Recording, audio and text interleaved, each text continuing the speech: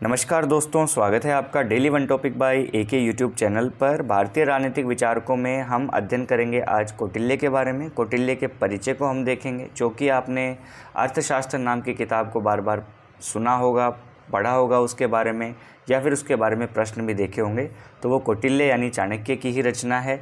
कौटिल्य, चाणक्य, विष्णुगुप्त एक ही व्यक्ति के नाम है। इनका विष्णुगुप्त मूल नाम है, बाकी प्रचलित तीनों नाम हैं। प्रसिद्धि के तौर पे देखें तो कौटिल्य या चाणक्य के नाम से ये ज़्यादा पहचाने जाते हैं। ठीक है, ब्राह्मण कुल में ये पैदा हुए थे, तीव्र बुद्धि थी, और ये इन्होंने जब इनकी नाराज़गी नंदवंश से हुई तो उस नाराज़गी का बदला इन्होंने नंदवंश को समाप्त करके मौर्य साम्राज्य की स्थापना करने के साथ ही लिया। इन्होंने जो अपना प्रण लिया कि मैं इस नंदवंश को समाप्त कर दूंगा, वो इन्होंने पूरा किया। ठीक है, तो ये एक छोटी सी एक कहानी है कि भाई किस प्रकार से मौर्य साम्राज्य की स्थापना हुई और उसमें विष्णुगुप्त, चाणक्य या फिर कौटिल्य का कितना बड़ा रोल था। अब हम इसके परिचय की बात करते हैं। वेस्टर्न पॉलिटिकल थिंकर्स कंप्लीट हो चुके, जिसका लिंक डिस्क्रिप्शन में है, आप देख सकते हैं। साथ में ये भी हम भारतीय राजनीतिक विचारक भी आपको धीरे धीरे कंप्लीट करवा देंगे। तो देखिए, सेकंड ग्रेड के वीडियोस भी आ रहे हैं, तो जो सेकंड ग्रेड की तैयारी कर रहे हैं वो टेलीग्राम चैनल सेकंड ग्रेड का ज्वाइन कर लें। जो फर्स्ट ग्रेड पॉलिटिकल की तैयारी कर रहे हैं वो Telegram channel first grade political का ज्वाइन कर ले, लिंक डिस्क्रिप्शन में। अब चलिए शुरू करते हैं।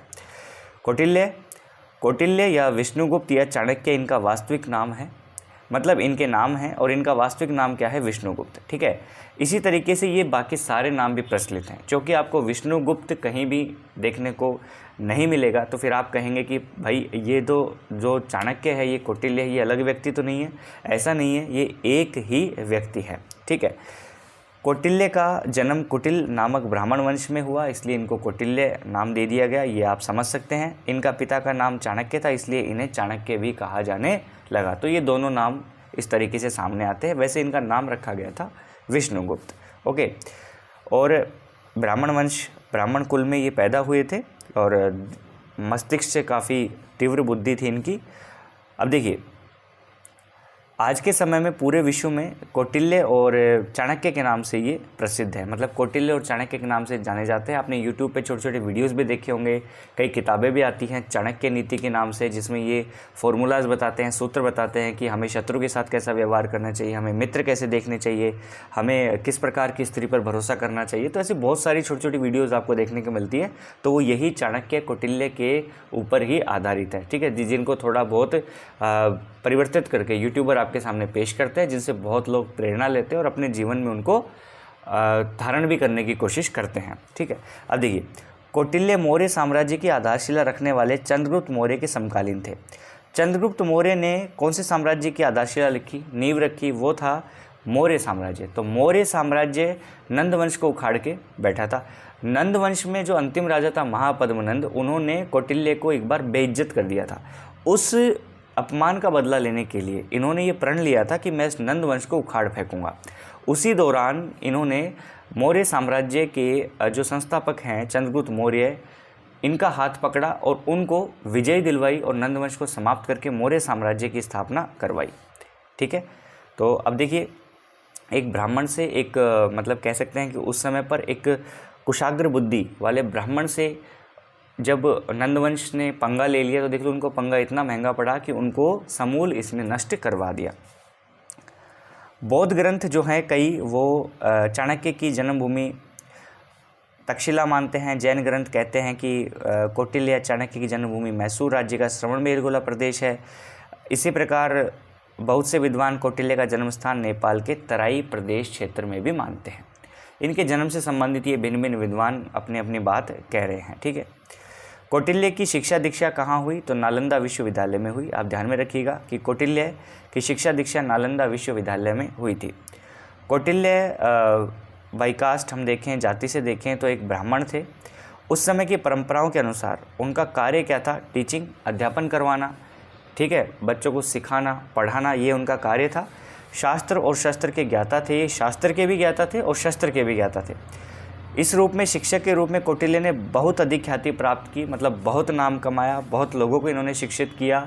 तो उस समय पर हम कह सकते हैं कि जब भी कोई संगठन होता था, मंत्रिमंडल होता था या फिर किसी राजा का जो विभाग होता था, उसमें ऐसा कोई ही एक दो मंत्री ऐसे बचे होंगे जिन्होंने इनसे, चाणक्य से या कौटिल्य से शिक्षा ना ग्रहण की हो, क्योंकि उस समय पर इनका नाम काफ़ी बड़ा था और ये पढ़ाते भी थे, शस्त्र और शास्त्र दोनों के ज्ञाता थे, इसलिए वहाँ पर वो शिक्षा लेते थे। तो ऐसे बहुत कम लोग या बहुत कम शासक ऐसे बचे होंगे जिन्होंने कौटिल्य से शिक्षा ना ली हो, क्योंकि उस समय के ऊपर कौटिल्य को बहुत अधिक ख्याति प्राप्त थी। ठीक है, या तो इनसे शिक्षा ली होगी या फिर इनके व्यक्तित्व या नीति से प्रभावित हुए होंगे, किसी भी प्रकार से इनसे वो प्रभावित हुए हैं।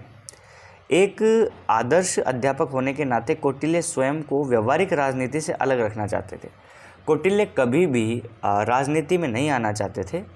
कौटिल्य किसी भी प्रकार से मतलब एक शिक्षक की भूमिका निभाना चाहते थे। हालांकि ये शस्त्र के भी ज्ञाता थे, शास्त्रों के भी ज्ञाता थे, तो एक शिक्षक के रूप में अपने को ये बेहतर स्थिति में देखते थे। ये किसी भी प्रकार से ऐसे नहीं चाहते थे कि मैं राजनीति करूं या फिर मैं किसी के राज्य को तो किसी के सिंहासन को हिलाकर दूसरे को लाके बिठाऊं, इस प्रकार की इनकी कोई भी मंशा नहीं थी। लेकिन जैसे ही परिस्थिति बदली, इनका अपमान हुआ या कह सकते हैं जैसे परिस्थितियां बदली, तो इनकी इच्छा ना होते हुए भी दबाव के कारण वो संपूर्ण भारतीय राजनीति का केंद्र बन गए थे, क्योंकि ये विद्वान थे। ठीक है, इनकी सब मदद लेना चाहते थे।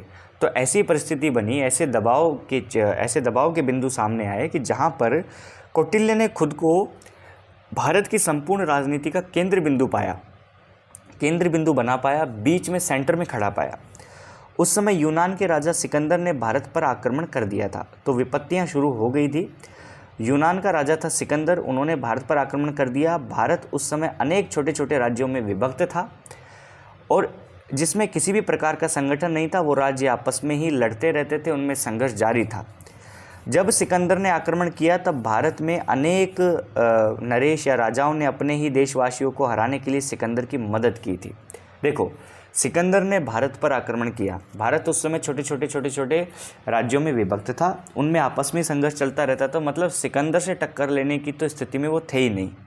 ठीक है, अब बात ये भी है कि जब भारत पर बहुत सारे राजाओं, भारत के जो जितने भी नरेश थे या जितने भी राजा थे, महाराजा थे, इन्होंने क्या किया, इन्होंने ऐसा तो नहीं कि सिकंदर का विरोध करें में एकजुट होकर, नहीं, इन्होंने क्या किया कि अपने ही देश के लोगों को हराने के लिए सिकंदर की मदद की। आप किसी भी कारण से जान सकते हैं कि लोभ, लालच कुछ भी देकर इनको अपनी तरफ कर लिया सिकंदर है, उन्होंने सिकंदर की मदद की।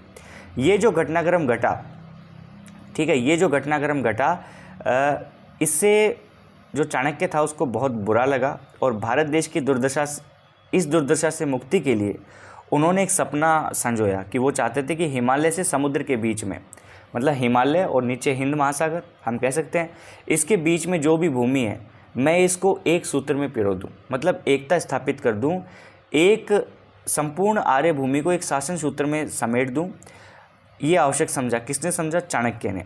इसी लक्ष्य के साथ कौटिल्य ने अपने शिष्य चंद्रगुप्त मौर्य के साथ नंदवंश का विनाश करवाया और अखिल भारतीय मौर्य साम्राज्य की नींव रखवाई। इसके बाद तत्कालिक परिस्थितियों की पृष्ठभूमि में राजनीतिक विचारों का प्रकाशन करते उन्होंने अपने प्रसिद्ध ग्रंथ अर्थशास्त्र की भी रचना की और चंद्रगुप्त मौर्य कौटिल्य की मदद से ही इतना बड़ा सम्राट बना था।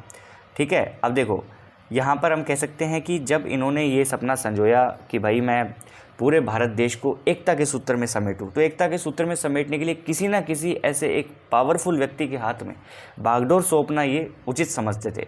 तो ये विद्वान थे, ये शिक्षक थे, ये भांप लेते थे कौन राजा क्या कर सकता है। तो इन्होंने चंद्रगुप्त मौर्य के अंदर वो पोटेंशियल देखा, इन्होंने अपनी पूरी बुद्धि वहाँ लगा दी, चंद्रगुप्त मौर्य के लिए लगा दी, मौर्य साम्राज्य को स्थापित करवा दिया। ठीक है, मौर्य साम्राज्य को स्थापित करवा दिया, नंदवंश का विनाश करवा दिया और पूरे भारत देश में यानी अखिल भारतीय जो क्षेत्र था उसमें मौर्य साम्राज्य की नींव रखवा दी। और फिर इसी तरीके से उस समय की जो तात्कालिक परिस्थितियां थी उनकी पृष्ठभूमि को ध्यान में रखते हुए अपने राजनीतिक विचारों का इन्होंने प्रकाशन कर दिया, एक पुस्तक छाप दी जिसे क्या कहते हैं, अर्थशास्त्र। इस पुस्तक के बारे में भी हम विस्तृत रूप से देखेंगे, किसी भी प्रकार की कोई चिंता नहीं है। तो चंद्रगुप्त मौर्य कौटिल्य की मदद से इतना बड़ा सम्राट बना था, ये ध्यान रख लीजिएगा। कौटिल्य ना केवल मौर्य साम्राज्य का महामंत्री था, ऐसा नहीं है कि कौटिल्य को महामंत्री बना दिया तो वो महामंत्री था, ऐसा नहीं था। कौटिल्य मौर्य साम्राज्य की हम कह सकते हैं बैकबोन था, रीढ़ की हड्डी थी। जैसे हमारे शरीर में मेरुरज्जु दंड है जो रीढ़ की हड्डी है, अगर इसमें प्रॉब्लम हो जाती है तो फिर हमारे अगर कोई कांटा भी चुभेगा तो भी उसका संदेश मस्तिष्क तक नहीं आएगा और हम उस पैर को नहीं हटा पाएंगे, वो हमारा शून्यपन होता है। वो स्थिति क्या होगी? शून्यपन होगी। तो कौटिल्य की स्थिति हम कह सकते हैं कि मौर्य साम्राज्य में सब कुछ थी, मतलब एक रीढ़ की हड्डी की तरह थी, ठीक है, एक मजबूत स्थिति में था, वो सब कुछ था, केवल महामंत्री नहीं था, वो सब कुछ था। मौर्य साम्राज्य का सब कुछ था। किंतु इतना सब होने के बाद भी देखो, अगर कोई व्यक्ति आज के समय में हम देखें कि जैसे रूलिंग पार्टीज़ जो होती हैं देश के अंदर, जैसे भाजपा है, कांग्रेस थी, तो इनके अंदर किसी न किसी व्यक्ति का ऐसा प्रभाव होता है कि वो उसकी रीढ़ की हड्डी होती है, वो पूरी मशीनरी होती है, पूरा मैकेनिज्म उसके हाथ में होता है। अगर वो चाहे तो पूरे ऐशो आराम ले सकता है, हालांकि आजकल ऐसा होता है। लेकिन कौटिल्य को पता था कि मेरे बिना इसमें कुछ भी नहीं होगा, मेरे ऊपर ही पूरा मौर्य साम्राज्य डिपेंड है, मैं जो करवा रहा हूँ वही हो रहा है, उसी से इनको विजय प्राप्त हो रही है। फिर भी इतना सब होने के बाद भी कौटिल्य ने एक आदर्श ब्राह्मण के रूप में अपना जीवन बिताया, एक त्याग भावना के साथ। अब वो तपस्वी बना रहा, किसी भी प्रकार के ऐसा नहीं कि भाई वो महलों में रहेगा या फिर ऐसा। इसी बात को लेकर मुद्रा राक्षस जो किताब है, जो विशाख दत्त ने लिखी, उसमें विशाख दत्त ने लिखा है कि कुटिया के एक और गोबर के ऊपलों को तोड़ने के लिए पत्थर पड़ा हुआ था, दूसरी ओर विद्यार्थियों द्वारा लाई गई लकड़ियों का गट्ठर पड़ा हुआ था, सुखाने के लिए रखी गई लकड़ियों के बोझ से छत दबी जा रही थी और इसकी दीवार भी जीर्ण दशा में है। जहाँ पर ये कौटिल्य ब्राह्मण रह रहा था, उस कुटिया का चित्रण करते हुए मुद्रा राक्षस ग्रंथ में विशाख दत्त ने ये कहा है। अब हम कह सकते हैं कि जो व्यक्ति इतनी बड़ी कंपनी बना दे आज के दिन, उसका लाइफस्टाइल आप क्या सोचोगे? क्या लाइफस्टाइल होगा? उसके पास क्या नहीं होगा? लेकिन फिर भी कौटिल्य तपस्वी बना रहा, ऐसा नहीं है किसी भी प्रकार का। बस उसको जो चाहिए था, अपमान था, उस अपमान का उसने बदला लिया, मौर्य साम्राज्य की नींव रखवाई। अगले वीडियो नोट में हम बात करेंगे कौटिल्य के अर्थशास्त्र के मुख्य पॉइंट्स के बारे में। फिर हम कौटिल्य के सिद्धांतों की बात करेंगे, कौटिल्य राजा के लिए क्या कहते हैं, कौटिल्य राजा के कर्तव्यों के बारे में क्या कहता है, कौटिल्य की मंत्री परिषद क्या क्या थी, कौटिल्य का प्रशासनिक व्यवस्था क्या क्या था, कौटिल्य की षड्गुण्य नीति या जो भी था, कौटिल्य और प्लेटो में क्या समानता है, इन सभी बातों की हम चर्चा करते हुए चलेंगे। टॉपिक थोड़ा बड़ा है, अच्छे से समझाएंगे, बिल्कुल विस्तृत तरीके से। और आप जुड़े रहिए, लगे रहिए पढ़ाई में, हम अपनी जितनी आपकी मदद कर पाएंगे करेंगे। Thank you so much for watching this video note. मिलते हैं नेक्स्ट वीडियो नोट में।